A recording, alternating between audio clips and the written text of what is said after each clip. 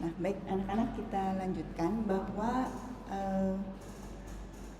kita nih diingat kembali ya bahwa tugas kita adalah membangun software, dan ketika membangun software ini yang perlu diperhatikan adalah tahapan-tahapan dalam pembangunan software itu ya. Nah, jadi jangan lupa juga bahwa setiap software itu haruslah diawali dengan yang namanya requirement gathering ya. Dan requirement gathering itu ada dua hal, ada user requirement gathering dan software requirement gathering. Nah, saya review kembali sedikit ya supaya mengingat kembali. Nah, kalau ini outline bisa di skip, dilihat lagi model proses yang kita gunakan ya. Ini saya akan selalu ulang slide ini agar supaya kita selalu ingat bahwa model proses yang digunakan adalah linear sekuensial, tahapannya seperti ini ya, dan fokus kita kepada pemodelan ya. Kuliah kita sebetulnya pemodelan, tetapi sebelum bisa memasuki ke pemodelan, kita harus paham dulu kegiatan requirement gathering yang ada pada tahapan communication. Ini sudah clear semua ya, sudah hafal semua ya. Nah, kita lanjutkan bahwa untuk requirement gathering ini sebetulnya masih ingat ya, ini menetapkan apa yang akan dibuat oleh developer sesuai dengan kebutuhan pengguna. Nah, ini dihafalkan lagi bahwa ada kegiatan user requirement dan software requirement. Nanti outputnya itu adalah daftar user requirement, daftar software requirement, dan dilanjutkan dengan pemodelannya. Nah, minggu lalu kita sudah memahami bahwa untuk mendapatkan daftar user requirement itu kita awali dengan yang namanya pemodelan proses bisnis ya.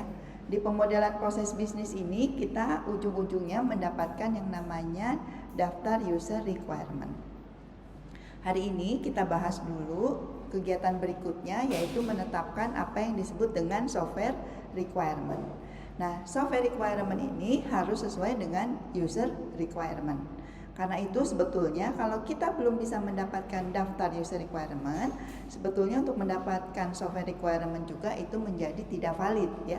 Jadi kalau misalnya kita sebagai software engineer diminta untuk membuat software, tetapi kita salah menetapkan user requirement, ke belakangnya juga akan salah ya. Jadi demikian nanti juga kalau UTS soalnya itu runut ya.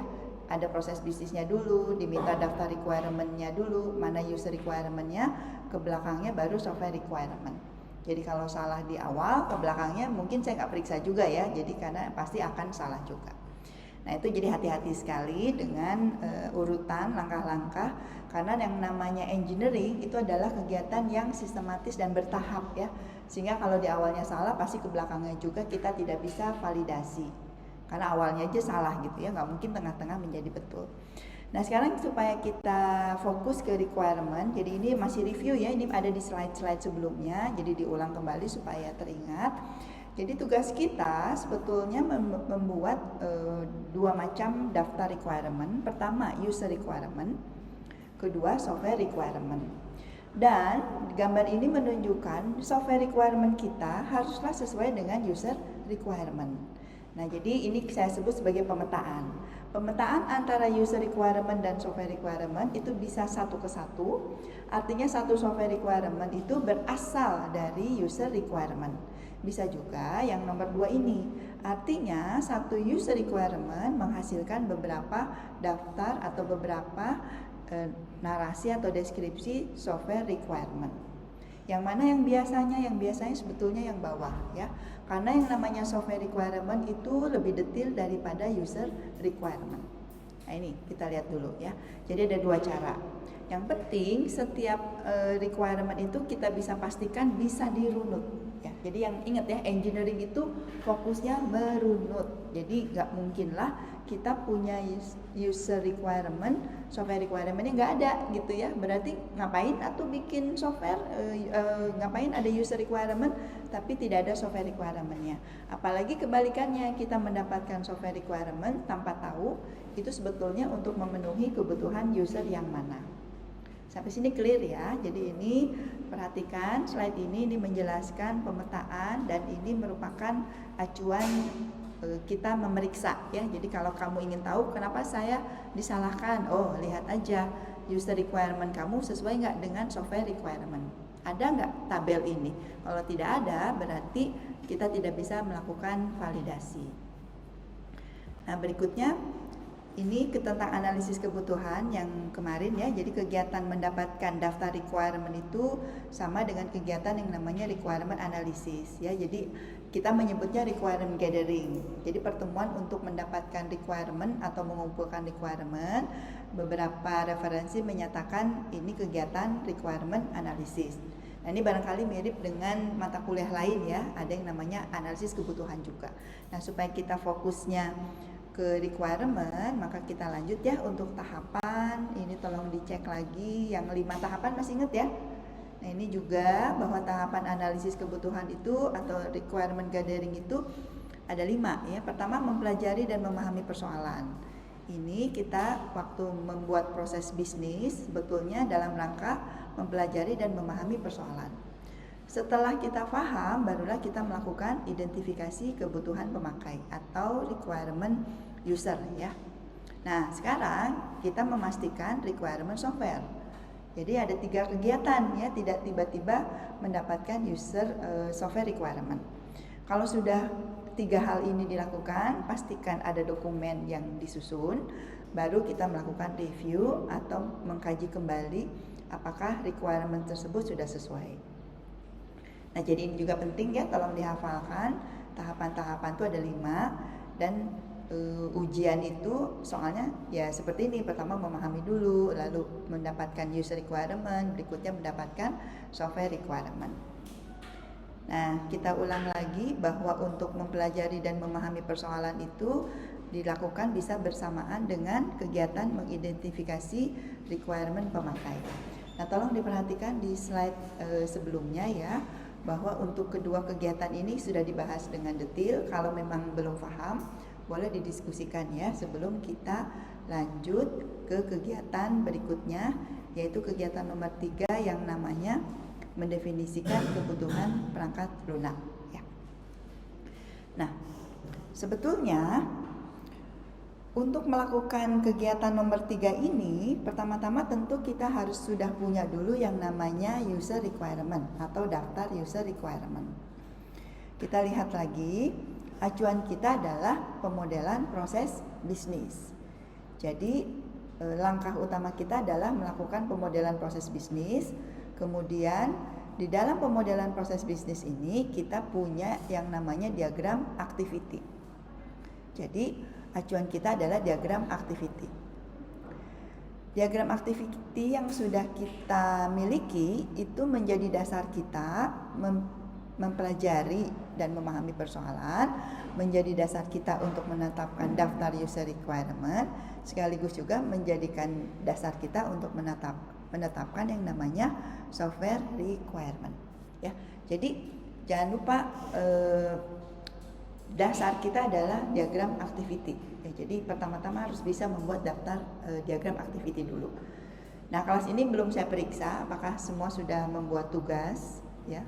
Jadi minggu lalu seharusnya mengerjakan tugas yang berkelompok, menetapkan kajiannya mau proses bisnis apa, kemudian membuat 3 diagram activity, diagram business use case, dan diagram objek bisnis. Nah, 3 hal ini harus dikuasai dulu. Nanti saya cek ya apakah kelas ini sudah melakukannya atau belum. Kalau kelas 11 sudah. Nah, setelah itu barulah kita bisa mendapatkan apa yang disebut dengan software requirement. Nah, sebelum melakukan software requirement, kita lihat dulu ini teorinya dulu gitu ya. Yang namanya requirement perangkat lunak sebetulnya mirip dengan user requirement ya. Jadi seperti membicarakan hal yang sama gitu ya. Nah, barangkali bingung apa bedanya software requirement dengan user requirement. Kalau user requirement biasanya itu belum terstruktur. Kalau user requirement biasanya dari sudut pandang user. User ingin apa? User ingin dibantu apa dengan software agar supaya pekerjaannya menjadi lebih mudah. Sementara kalau software requirement itu biasanya lebih terstruktur. Dia merupakan klasifikasi dari user requirement. Karena yang namanya software requirement itu sebetulnya ada 3 macam. Pertama, fungsional, jadi ada functional requirement. Kedua, ada antarmuka atau user interface ya. Ketiga, ada unjuk kerja atau performance. Ya, jadi yang namanya software requirement itu ada 3 macam. Kalau tadi kita lihat di user requirement itu kebutuhan user, itu akan diklasifikasi, didetailkan lagi menjadi 3 macam software requirement. Jadi makin lama makin detail. Jadi kalau bikin software itu, kenapa harus makin lama makin detail? Karena memang nanti ketika membuat software itu harus sudah spesifik. Nah, spesifikasi ini ditunjukkan dengan software requirement. Nah, ini diagramnya ya. Kalau kita lihat, jadi kita bisa lihat juga yang namanya software requirement itu ada fungsional, ada performance, dan ada interface. Performance dan interface orang menyebutnya sebagai non-fungsional. Jadi kalau misalnya ditanya, apa itu? Ada berapa macam requirement? Nah, kamu boleh menyebutkan 2, fungsional dan non-fungsional. Tapi boleh juga menyebutkannya menjadi 3 ya. Ada 3 macam, yaitu software requirement fungsional, user interface, dan performance.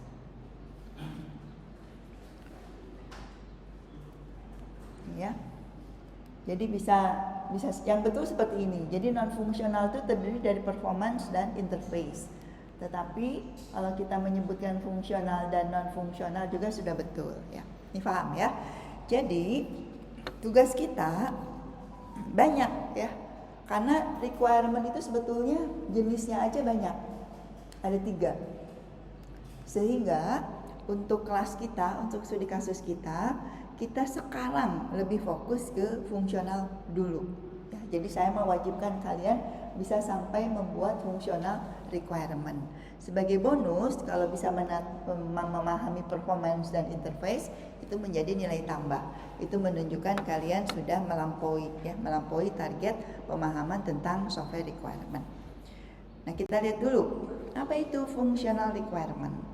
Functional requirement itu bisa ada yang bilang sebagai operasional atau requirement operasional, yaitu requirement yang berkaitan dengan fungsi atau proses transformasi yang harus mampu dikerjakan oleh perangkat lunak.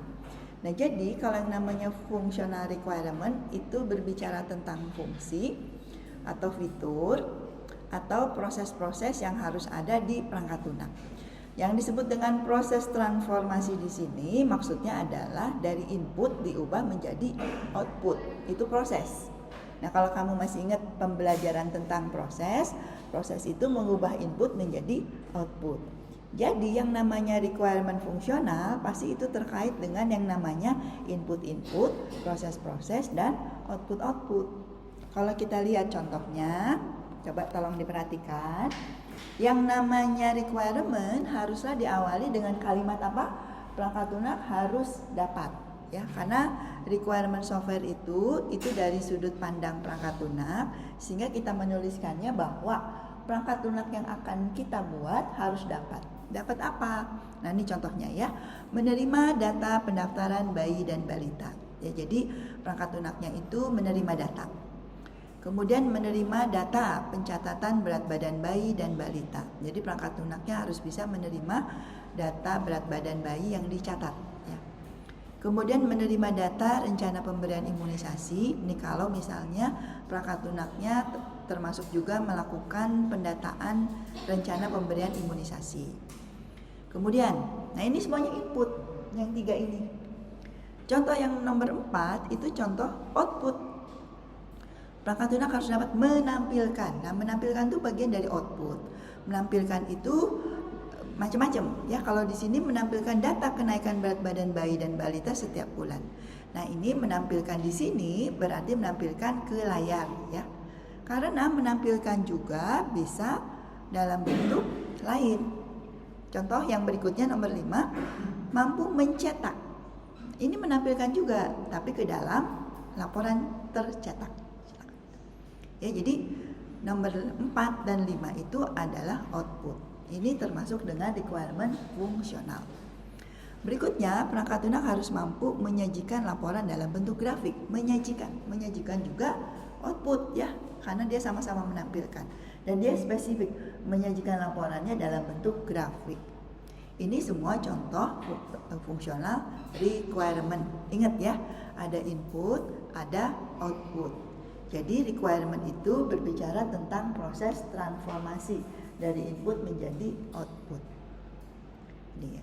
Jadi semua fitur yang ada di software umumnya berasal dari requirement fungsional. Karena dia pasti input, pasti output ya. Kemudian ada proses-proses untuk menghasilkan output yang diharapkan. Sampai sini terbayang? Ini contoh-contoh requirement fungsional. Bagaimana dengan ini? Requirement yang berikutnya. Requirement berikutnya yang disebut dengan interface requirement. Interface diterjemahkan sebagai antarmuka ya.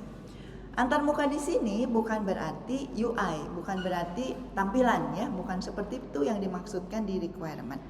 Requirement interface adalah requirement yang terkait dengan keterhubungan perangkat lunak kita dengan perangkat keras lain, perangkat lunak lain atau basis data. Ya. Jadi bagaimana perangkat lunak kita terhubung ke hal lainnya, ke elemen lain, baik hardware, software maupun basis data. Nah, ini contohnya ya. Contoh nih. Karena studi kasus kita tentang posyandu, maka kita lihat ini contoh requirement interface. Perangkat lunak harus dapat menerima data pencatatan berat badan bayi dan balita ya. Ini menerima data sebetulnya fungsional ya, tetapi ada kelanjutannya, menerima data langsung dari timbangan digital. Nah, kalau ada timbangan berarti ada hardware-nya ya, timbangan digital. Oh, berarti dari timbangan digital harus bisa langsung masuk ke aplikasi. Gimana caranya? Nah, itu caranya itu harus kita pikirkan karena ini semua termasuk dengan interface requirement. Jadi ada hardware yang terhubung, yaitu timbangan digital. Bagaimana data di timbangan digital masuk ke software? Nah, itu bisa kita pelajari sebetulnya ya. Itu sangat mudah sebetulnya. Terlebih-lebih kalau kalian sudah belajar Internet of Things ya. Kalian akan belajar juga alat-alat, bagaimana alat-alat itu nanti bisa masuk ke aplikasi. Nah, kemudian contoh lagi, perangkat lunak harus dapat menerima data pembayaran imunisasi. Jadi ceritanya imunisasi itu harus bayar ya. Nah, kalau ada yang bayar, maka data pembayarannya harus dicatat ke aplikasi gitu. Jadi perangkat lunaknya harus dapat menerima data pembayaran imunisasi. Itu fungsional. Tapi ada kelanjutannya melalui e-wallet ya. Lalu e-wallet di sini kita sudah tahu ada OVO, ada GoPay, Dana dan lain sebagainya ya. Nah, ketika kita ingin pembayarannya itu menggunakan teknologi lain, menggunakan e-wallet, sebetulnya e-wallet itu adalah aplikasi lain, perangkat lunak lain. Jadi ada caranya bagaimana menggunakan OVO ke aplikasi kita. Bagaimana caranya menggunakan GoPay ke aplikasi kita. Jadi kita tidak perlu membuat sendiri aplikasi pembayaran, langsung menggunakan yang sudah ada, yang kita kenal sebagai e-wallet.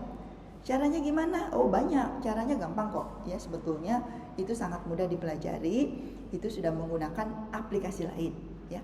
Ada yang menggunakan Midtrans ya, ada yang menggunakan Paytrans dan lain sebagainya gitu ya. Ada beberapa modul-modul yang bisa dieksplor untuk menghubungkan aplikasi yang punya kita dengan e-wallet.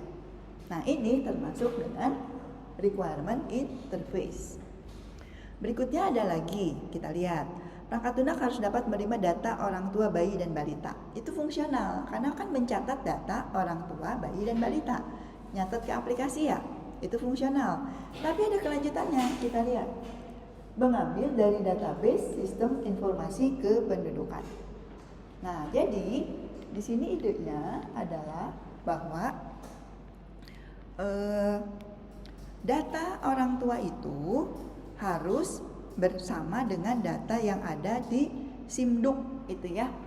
Jadi kalau terdaftar ke Posyandu atau terdaftar ke Puskesmas, data orang tua yang dientrikan itu haruslah sesuai dengan data yang terdaftar di negara melalui sistem informasi kependudukan atau SIMDUK ya.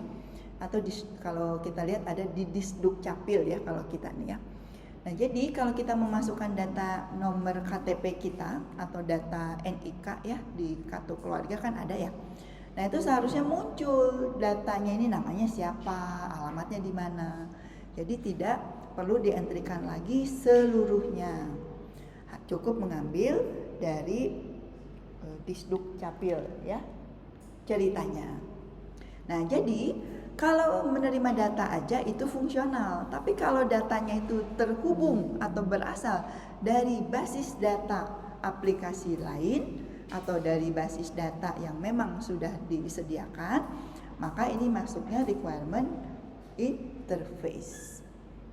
Nah, sampai sini bisa membedakan antara requirement fungsional saja dengan requirement interface. Ya, jadi kalau interface perangkat lunak kita ini tidak berdiri sendiri, tetapi terkait dengan elemen-elemen lainnya.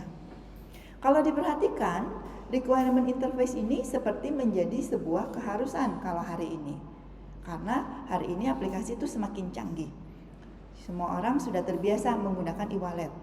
Jadi kalau kita membuatkan aplikasi, pasti diminta oleh user bisa nggak bayarnya itu pakai e-wallet. Itu udah sebuah keniscayaan ya. Zaman semakin canggih, ternyata requirement juga semakin banyak yang diminta oleh user. Sampai sini terbayang? Nah, ini semua bisa dipelajari ya, di coding juga. Jadi jangan khawatir, itu sudah biasa banget ya. Kalau 3 tahun lalu barangkali masih sulit mengcoding bagaimana sih aplikasi kita membayar menggunakan OVO. Kalau sekarang sudah banyak ya, sudah banyak banget contoh-contoh source code-nya dan sangat mudah diimplementasikan. Yang atas mungkin agak susah nih ya, karena ini menyangkut hardware. Tapi saya sehari-hari di rumah udah pakai. Saya pakai timbangan digital. Timbangan digital saya masuk ke aplikasi pemantauan di sini. Tiap hari ya, tiap hari kan saya nimbang ya, mengukur gitu. Nah, itu udah biasa ya sebetulnya. Tapi kalau di Puskesmas belum ya, belum ada timbangan digital, jarang sih kalau di kesehatan itu. Tapi kalau di rumah tangga malah sudah banyak. Kemudian kalau SIMDUK, nah SIMDUK juga ini semakin kesini semakin diperhatikan. Karena kita tuh pengen semua aplikasi itu satu terintegrasi. Orang nyebutnya semangatnya satu data. Kalau silakan di googling ya, orang ngomongin satu data. Jadi maunya Indonesia itu data tuh satu aja pusatnya gitu ya. Jadi kalau kamu KTP kamu kalau KTP itu udah satu data ya. Tapi kita masih beda-beda. BPJS ada nomornya beda sendiri ya. NPWP kalau kalian belum bayar pajak sih ya, tapi mungkin harusnya paham juga tentang pajak. NPWP itu nomornya beda lagi.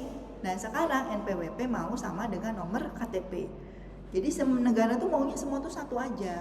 Mau kesehatan, mau apa lainnya tuh nomor tuh satu aja gitu. Jadi kita nggak ribet-ribet ya kalau mencari informasi itu cukup ke basis data yang dimiliki oleh negara. Paham ya? Tapi ini namanya kalau dibikinkan jadi aplikasi, ini masuknya ke interface requirement.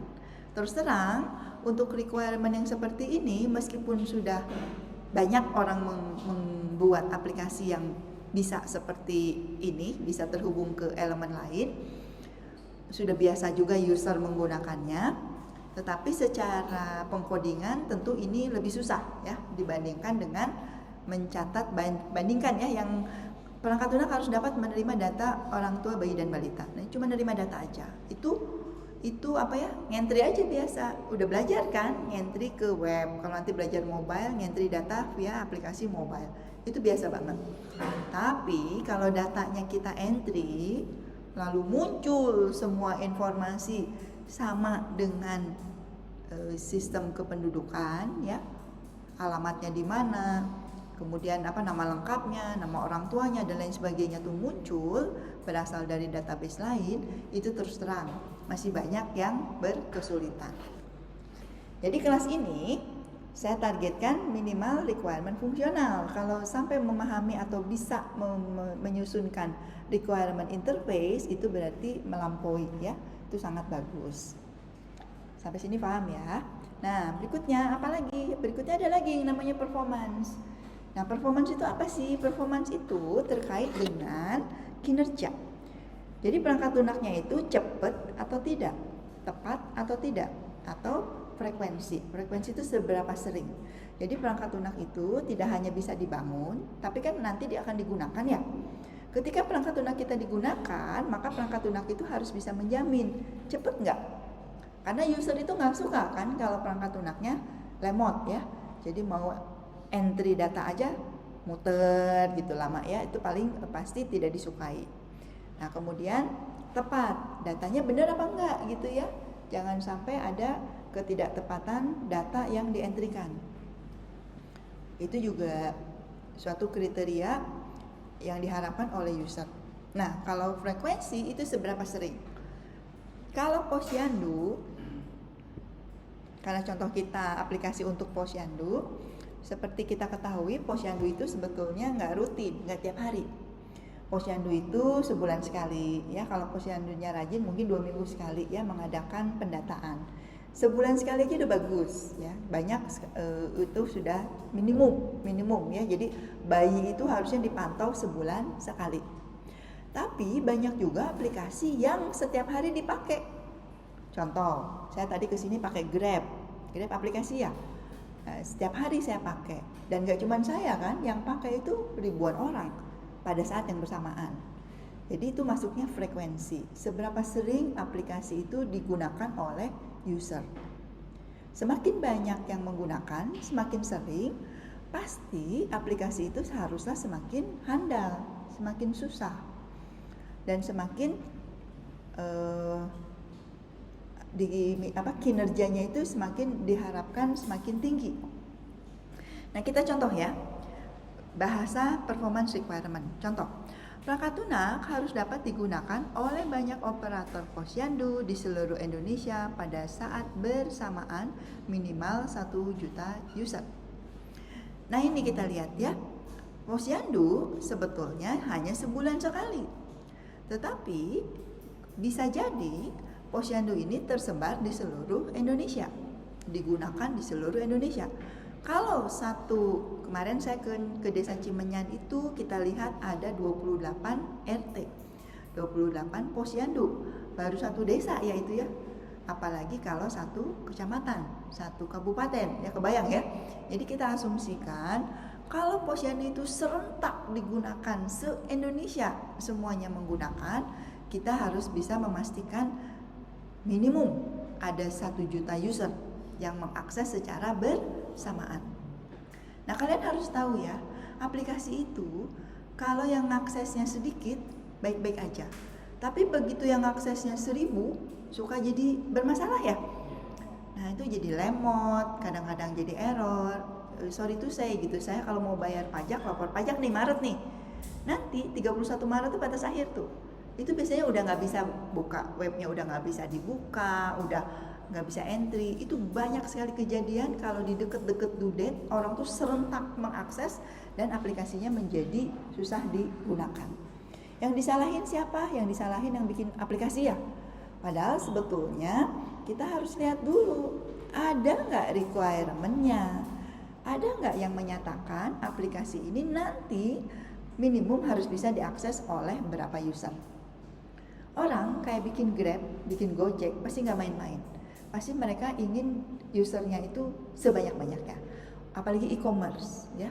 Nih, apalagi mau lebaran ya. Itu pasti banyak banget orang belanja via e-commerce. Pernah nggak e-commerce Shopee down? Pernah nggak Topet down? Jarang ya. Karena mereka sudah memperhatikan performance. Pasti ada performance requirement. Sampai sini kebayang? Nah kita kalau nanti kerja membuat aplikasi yang besar, pasti performance itu jadi nomor 1 karena usernya banyak. Gak mau dong user cuma 10, gak akan untung ya. Kalau yang komersial tuh seperti itu. Nah ini Bagaimana sih caranya aplikasi itu nggak error, nggak down kalau diakses oleh ribuan user sampai jutaan? Kayak si rekap kemarin ya, si rekap berapa tuh data yang harus di entry-nya ya, berapa KPPS tuh, contoh kasus tuh. Nah itu pasti ada requirement fungsionalnya. Ngodingnya gimana? Kalau ngodingnya mungkin nggak beda ya, tetapi implementasinya nanti harus mempertimbangkan tentang banyaknya user ini. Nah, bagaimana dengan studi kasus di kita? Studi kasus di kita belum ke sana. Tapi kalian harus tahu, ini kasus-kasus seperti ini, kayak si rekap misalnya down atau si rekap error baca dan lain sebagainya, lihat dulu requirement apa itu. Oh, itu requirement masuknya ke performance, kinerja. Jadi bukan salah fungsionalnya, tapi performance-nya. Barangkali dia kaget ya, kirain usernya cuman 1000, ternyata 100.000, itu aja udah beda gitu ya. Nah, contoh lain lihat, perangkat lunak harus dapat menyimpan seluruh data dan bayi balita serta perkembangan berat badannya dari bulan ke bulan selama minimal 5 tahun. Nah, kalau kita ngebayangin aplikasi iPosyandu, maka kita bayangkan ada data bayi dan balita ya. Kalau dalam kita membuat aplikasi Posyandu itu untuk RT sendiri, RT di rumah saya bayangkan bayinya paling ada 10 bayi gitu ya. Satu RT berapa sih usia balitanya? Mungkin 100 ada nggak? Kayaknya nggak juga ya. Penduduk satu RT berapa orang sih? Mungkin 10 gitu ya. Tapi yang namanya Posyandu dia harus memantau dari bulan ke bulan. Kalau dipantaunya dari bulan ke bulan, satu bayi kalau 5 tahun dipantau berarti ada berapa? Setahun aja ada 12 data ya. Sebulan ada 1 kali kan? Setahun ada 12. 5 tahun ada berapa data? 60 data. Satu bayi.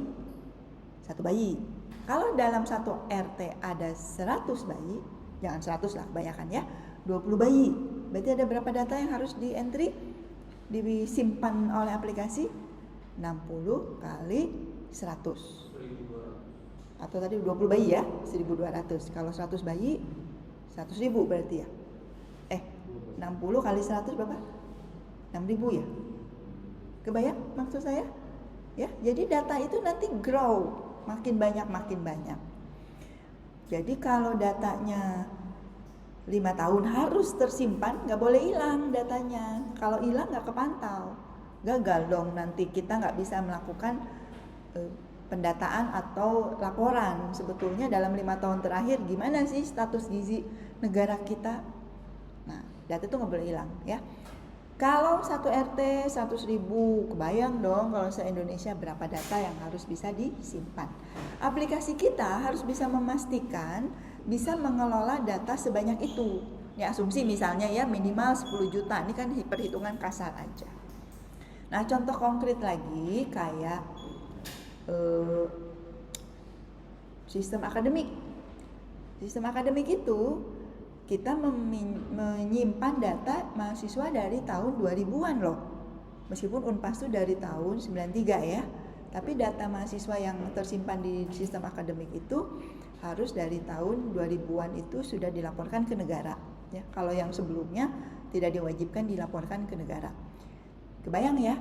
Jadi kebayang gak sih oleh kalian bahwa semua kampus harus melaporkan kegiatannya ke negara? Baru satu Unpas aja udah ada 20.000 mahasiswa ya. Mahasiswa datanya kan gak cuma sekali. Kalian kuliah berapa semester sih? Minimal 8 ya. Ada 8 data kalian yang selalu dilaporkan ke negara. Kalau satu Unpas 20.000 mahasiswa kali 8 semester itu sudah berapa? 20 kali 20.000 kali 8 160.000 ya. Nah, data satu Unpas. Kampus di negara itu ada berapa? Ada ratusan ribu ya. Kebayang ya? Berarti sistem, kalau yang membuat sistem untuk pendataan akademik namanya PDDikti ya. Kalau kalian tahu, coba aja googling PDDikti. Data kalian ada loh di PDDikti ya. Kelihatan aktif enggak gitu ya. Kelihatan tuh yang DO tuh kelihatan tidak aktif gitu ya. Tahun berapa dia hilang. Ada semuanya di negara. Kebayang negara tuh ingin memantau kita semua. Jadi sistemnya kayak apa? Dia harus bisa menyimpan data sebanyak itu. Nggak mungkin sistemnya itu sistem biasa aja, itu pasti canggih ya, dan lain sebagainya dan lain sebagainya. Nah itu maksudnya ke requirement performance. Nah kita kalau belajar ya belum memikirkan sejauh itu. Tapi kalian harus tahu bahwa sistem itu ternyata kalau sistemnya grow ya, jadi bisa digunakan terus menerus. Datanya nanti bertumbuh gitu ya, requirement fungsionalnya sudah ada, requirement performance-nya juga harus dituliskan. Kalau sekarang belum kebayang, jadi kebayang aja kayak orang Gojek gitu ya, atau e-commerce lah, Tokopedia itu penggunanya ada berapa juta gitu ya, dan sekali pengguna dia transaksi, dan transaksi itu kan nggak boleh hilang ya. Kalau saya lihat sih di aplikasi historis itu kayaknya cuma 30 hari gitu. Perhatiin nggak? Kok hilang ya data historisnya gitu. Kemudian data, banyaklah data itu nggak bisa dihapus, tidak boleh dihapus. Kenapa? Karena justru data yang banyak itulah yang akan nanti dipelajari. Kalau kalian pernah dengar namanya big data, itu bicara tentang data yang big ya. Banyak, frekuensinya sering gitu ya, kadang datanya tidak terstruktur. Nah, jadi bagaimana kita membuat aplikasi yang datanya itu bisa dikelola terus-menerus sepanjang hidup malah ya. Jadi grow terus-terusan. Nah, itu masuknya performance. Harus dituliskan di requirement. Kalau tidak dituliskan, berarti sebetulnya kita tidak diwajibkan membuat bisa seperti ini gitu ya. Tapi logika kita sebagai pengembang, kalau kita bikin sistem, tentu harus kita pikirkan sistem ini harus bisa digunakan sampai lama lah, 10 tahun tuh minimum ya. Kalau kita lihat hidup software yang panjang itu kan sampai puluhan tahun ya. Saya nggak tahu sih Tokopedia umurnya berapa, Shopee berapa gitu ya. Pasti mereka pengennya umurnya panjang gitu ya. Nah berikutnya yang namanya response time. Response time itu dari user melakukan button, entah klik, entah enter, entah apapun, sampai dia bilang sistem sudah menyimpan. Atau misalnya bikin laporan, kita klik laporannya kecetak misalnya ya, berapa lama? Dari klik sampai tugasnya diselesaikan oleh perangkat lunak itu disebut sebagai response time. Nah response time itu jangan lama-lama ya, 10 detik itu lama loh. Kalau misalnya kayak kalian tadi presensi pakai barcode ya, nunggu 10 detik baru bisa masuk, itu lama ya. Atau misalnya kalau nanti finger sudah diaktifkan, kalau saya absen dosen dan karyawan tuh kan pakai finger tuh. Finger itu kan begitu nge-tap, lalu dia bilang di scan, bilang terima kasih ya, artinya sudah terbaca. Kalau saya nunggu 10 detik lama ya. Kalau di belakang saya ada 100 orang masing-masing 10 detik, kebayang gak sih lamanya antrian? Nah itu namanya response time. Saya nulis 10 detik ya, 10 detik itu sebetulnya maksimal. Pengennya sih cepet ya, hitungan detik udah ada respon. Nah bagaimana aplikasi itu responnya bisa cepat? Sebetulnya banyak yang harus dipelajari. Namanya performance requirement tidak hanya bisa bicara tentang pengkodingan. Ini ada teori basis datanya, ada teori tentang server, hardware, dan lain sebagainya. Jadi banyak banget yang harus dikuasai kalau kita ingin software kita memiliki performance yang hebat. Contoh nih, kalian googling udah sering ya? Berapa respon time-nya Google? Cepet banget. Coba kamu ngetik search gitu ya, klik, munculnya cepet kan? Dia bilang juga sekian per sekian detik. Itu respon time-nya luar biasa. Kok bisa ya secepat itu? Ya Google gitu ya. Algoritma searching-nya udah luar biasa. Dan dia datanya tuh banyak sekali. Dan datanya disimpan di hardware yang memiliki kinerja tinggi. Nah ini jadi advance. Tapi kalian harus tahu ada yang namanya requirement performance. Bagaimana dengan studi kasus kita? Belum sampai ke situ ya. Tapi kalau misalnya mau sudah memikirkan, sudah terbayang, karena kan sebetulnya sebagai user kita udah ngerti kan. Tapi mungkin sebagai developer belum ngerti. Ternyata tidak gampang loh bikin software yang performance-nya bagus. Nah, performance itu harus dituliskan dalam bentuk seperti ini. Kalau tidak dituliskan, artinya tidak dijanjikan. Jadi anak-anak gini, yang namanya requirement itu ibaratnya seperti perjanjian. Kalau sudah ditulis artinya harus ditepati. Ditepati artinya apa? Nanti software yang dibangun harus sesuai dengan requirement. Kalau tidak sesuai artinya one prestasi. Softwarenya tidak bisa divalidasi, tidak sesuai gitu ya. Jadi kalau kamu menuliskan kayak gini, berarti kamu ngejanjiin ini loh. Hati-hati gitu ya. Nah, kalau tidak diminta, tidak perlu dituliskan. Gitu. Sebetulnya seperti itu prinsipnya requirement. Nah, sampai sini sudah terbayang ya yang namanya requirement itu selengkap itu. Nah, mari kita lihat ilustrasi supaya lebih terbayang ya. Pertama-tama tentu dasarnya adalah user requirement. Ini ceritanya Ibu Bidan.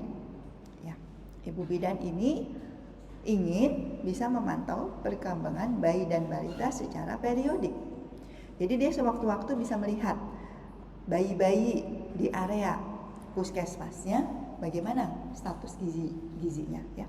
Jadi bisa memantau secara periodik. Tiap bulan dia harus melaporkan ke dinas ya. Nanti melaporkan juga ke negara. Berapa sih gizi buruk di daerah Anda?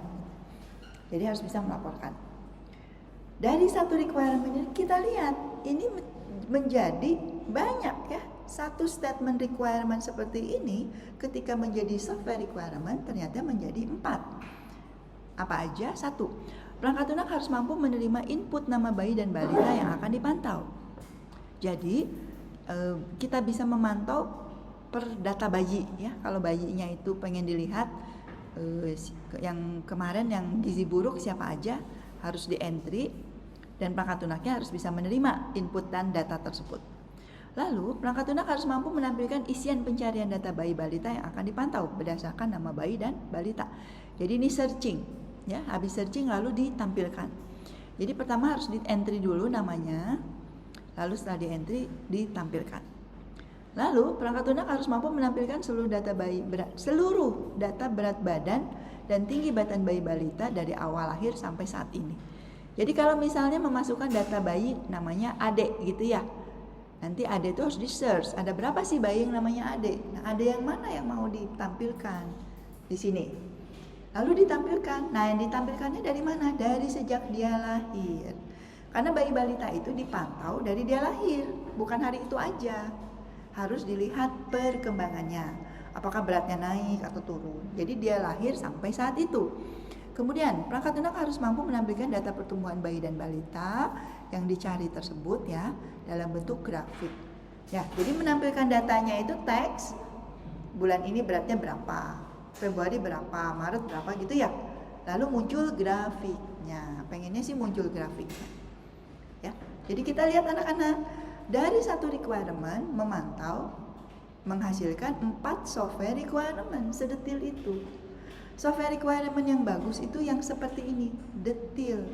Karena kalau hanya menampilkan, misal software mampu menampilkan data bayi dan balita, menampilkan perkembangan bayi dan balita, bingung, menampilkannya gimana, teks atau grafik, menampilkannya gimana, semua bayi atau satu bayi, menampilkannya gimana, dari bulan apa, dari awal lahir atau dari bulan tertentu. Nah ini harus spesifik. Kenapa kalau harus spesifik? Supaya memudahkan yang ngoding ya. Kegiatan ini semuanya agar supaya pada saat melakukan pengkodingan semuanya menjadi lebih detail, lebih jelas. Susah di sini, ngodingnya lebih mudah ya. Kalau tidak detail biasanya kasihan yang ngodingnya. Bingung gitu ya. Harus seperti apa yang di-coding. Nah, kita lihat. Dari satu user requirement ada interface-nya. Pertama, menampilkan data bayi dan balita inginnya dari database yang terpusat ya. Jadi jangan database lokal, tapi database-nya ada database satu yang terpusat di mana semua data bayi balita dari semua daerah tersimpan di situ. Ceritanya. Ya, ini kan ceritanya ya, ilustrasi kan. Kemudian data bayi balitanya inginnya sih pas dicari itu selain di entry bisa juga pakai QR code. Kenapa? Ya kayak kalian tadi presensi pakai QR code lebih mudah ya. Jadi takut salah nama bayi, misalnya memasukkan nama Ade. Ternyata yang namanya Ade itu banyak sekali. Kadang-kadang misalnya Ade Sutisna, ternyata yang namanya Ade Sutisna juga banyak. Ada yang mana nih? Nah, kalau pakai QR code dia biasanya unik, satu pasti ya. Jadi nggak mungkin ke tukar-tukar. Makanya ada requirement pengen pakai QR code. Kalau ada ingin pakai QR code, masuknya sudah ke interface. Kenapa? Karena QR code itu ada QR code-nya ya. Lalu aplikasinya membaca, ada scannernya.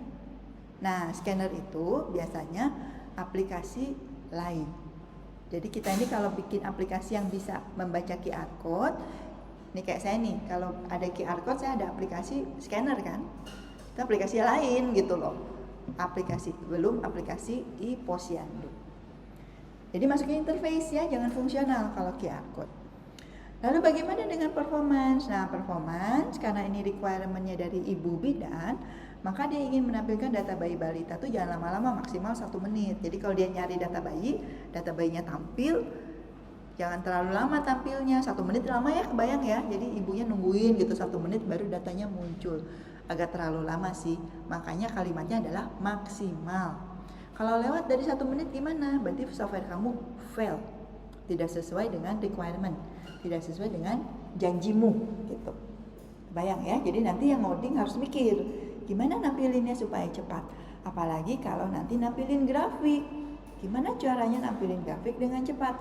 Sekarang kita belum kebayang karena kita belum ngoding kan. Tapi kalau nanti kamu belajar ngoding, ingat ada requirement yang fungsional, cuman input sama output ya.